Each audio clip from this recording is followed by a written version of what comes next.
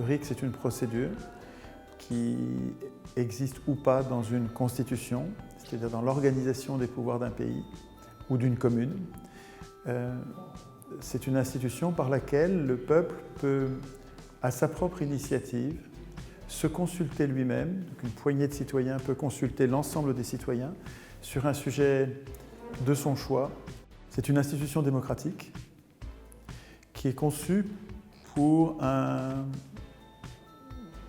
une constitution non démocratique, un gouvernement représentatif. Le RIC, ce n'est pas la démocratie directe. La démocratie directe, c'est un régime dans lequel le peuple décide de toutes ses lois. Il vote toutes les lois, toutes. Le gouvernement représentatif, c'est le régime dans lequel le peuple ne vote aucune loi.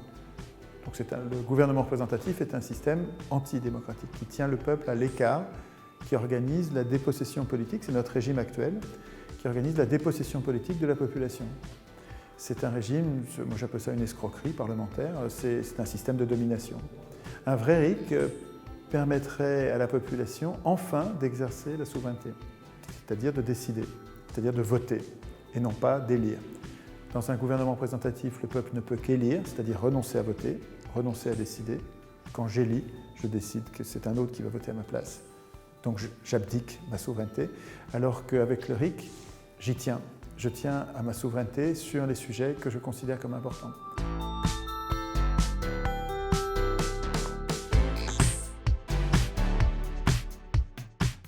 La plupart du temps, je défends les intérêts des salariés, des damnés de la terre, des gens qui ont du mal à vivre.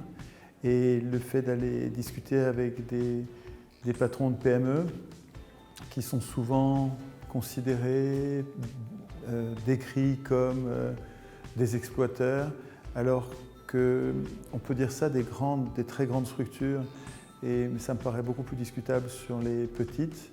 Je suis sûr qu'en discutant avec les patrons de PME, je peux arriver à trouver un dénominateur commun pour faire société. Quand on ne discute qu'avec des gens avec qui on est d'accord, on ne progresse pas du tout, voire même on se fanatise progressivement, alors que quand on s'expose volontairement à des gens qui peuvent être en désaccord frontal sur des points importants, c'est comme une hygiène politique, une hygiène intellectuelle pour rester modéré et pas fanatique.